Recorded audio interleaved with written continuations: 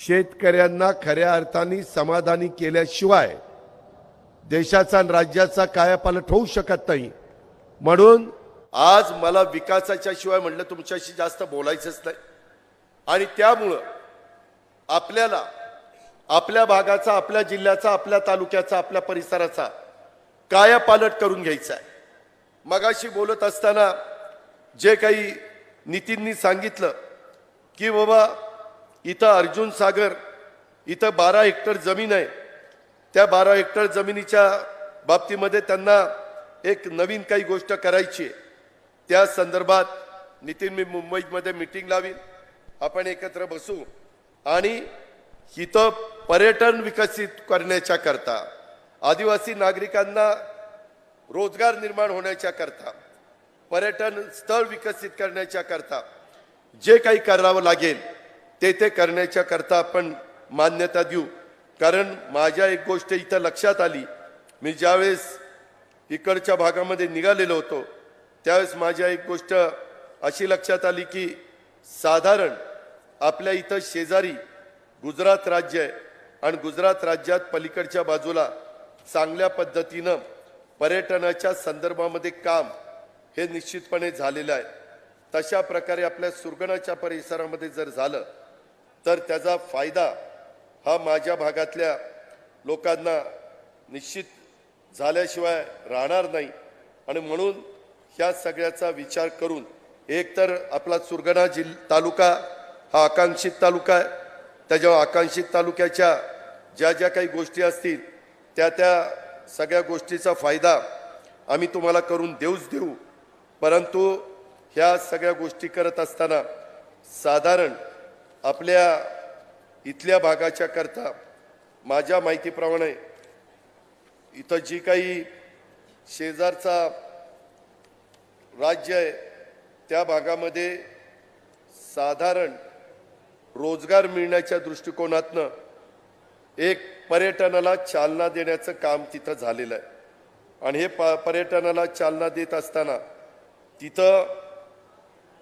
आजूबाजूच्या भागातले लोकांना पण एक चांगल्या प्रकारचं काम हाताला मिळालेलं आहे आणि तशा पद्धतीनं मला नितीननी सांगितलं होतं की दादा ह्या संदर्भामध्ये तुम्ही पण आम्हाला चांगल्या प्रकारची मदत करा।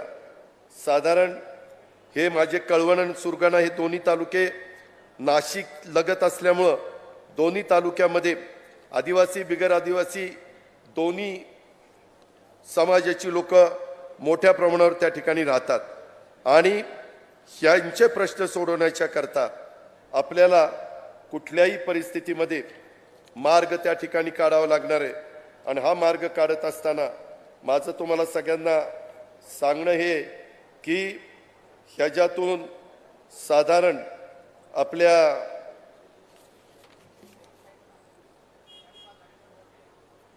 कळवण पट्ट्यात डोंगरादेव उत्सव जो त्या ठिकाणी होतो आणि इथं मोठ्या प्रमाणावर लोक त्या बाबतीमध्ये येत असतात। इथल्या भागातल्या लोकांच्या मध्ये एक खेळामध्ये देखील आवड आहे, अलीकडच्या काळामध्ये खेळाला देखील चांगल्या पद्धतीनं मान्यता मिळते। आत्ताच्या पण स्पर्धा चाललेल्या आहेत त्याच्यात खूप चांगल्या प्रकारचं पदकं कमवण्याचं काम आपल्या भारताने केलेलं आहे।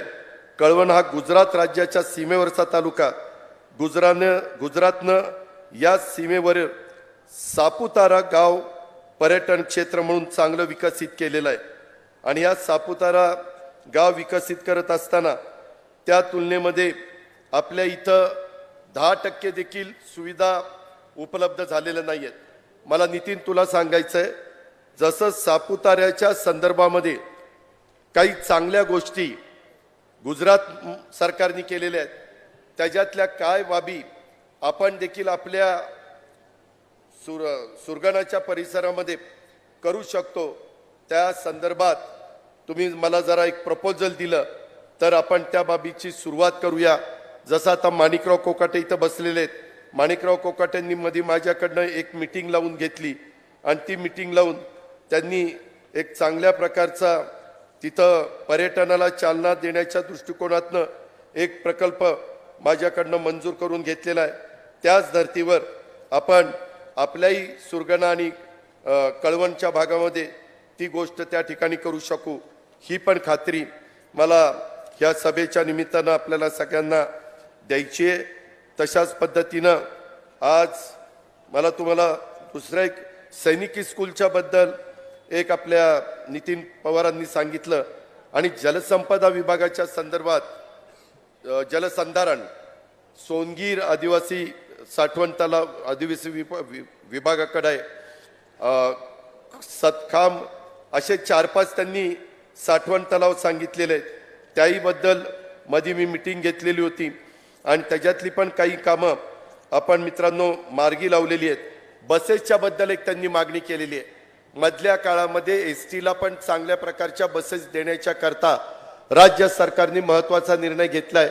बऱ्याच आमदारांच्या मतदारसंघामध्ये चांगल्या नव्या कोऱ्या बसेस देण्याच्या बद्दल आम्ही त्या ठिकाणी पावलं उचलली पाठवल्या। पण मी आता पुढच्या टप्प्यामध्ये आता येणाऱ्या ज्या बसेस आहेत त्याच्यातल्या तुमच्या मतदारसंघामध्ये नवीन बसेस पाठवण्याच्या संदर्भातली कारवाई 100% करेन याबद्दलची पण ग्वाही मी आजच्या सभेच्या निमित्तानं आपल्या सर्व सहकारी मित्रांना करतो।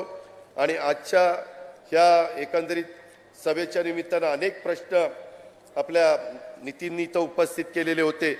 त्या सगळ्या प्रश्नाच्या संदर्भामध्ये मी वरचेवर बैठका घेऊन मी असेल, भुजबळ साहेब असतील, नितीन झिरवाळ साहेब असतील, बाकीचे सगळे असतील, संघटनेच्या बाबतीमध्ये सुनील तटकरे साहेब आपल्याला मदत करतील, आम्ही त्याच्यामध्ये लक्ष घालू।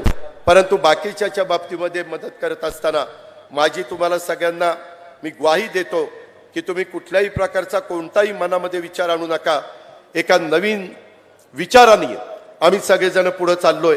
देशामध्ये नरेंद्र मोदी साहेबांचं एक मजबूत नेतृत्व भारताचे पंतप्रधान म्हणून मिळालेले आपल्याला आहेत। आज त्यांनी महिलांना खासदारकी करता आमदारकी करता आरक्षण दिलेलं आहे। इथून पुढच्या काळामध्ये खासदार आणि आमदार देखील महिला मोठ्या प्रमाणावर निवडून देण्याचं काम केलं जाणार आहे। आणि अशा पद्धतीचा हा प्रयत्न करत असताना आपल्याला आपल्या राज्यामध्ये शाहू फुले आंबेडकरांचा विचार हाच पुढे घेऊन गेल्याशिवाय गत्यंतर नाही। युगपुरुष छत्रपती शिवाजी महाराजांचा आदर्श डोळ्यासमोर ठेवून आम्ही सगळेजण काम करू पाहतोय। आणि हे काम करत असताना कुठल्याही जातीमध्ये धर्मामध्ये तेढ आपल्याला निर्माण करायची नाही। एक काही समाजाच्या मनामध्ये आरक्षणाचं काय होणार, आमच्यावर कुठं अन्याय होईल का, मी मुख्यमंत्री उपमुख्यमंत्री सगळ्यांनी सांगितलं की आजपर्यंत ज्यांना ज्यांना आरक्षण दिलेली आहे, शेड्यूल ट्राईब असेल, शेड्यूल कास्ट असेल, NT असेल, OBC असेल, या कुठल्याही आरक्षणाला धक्का न लागता तुम्ही नीट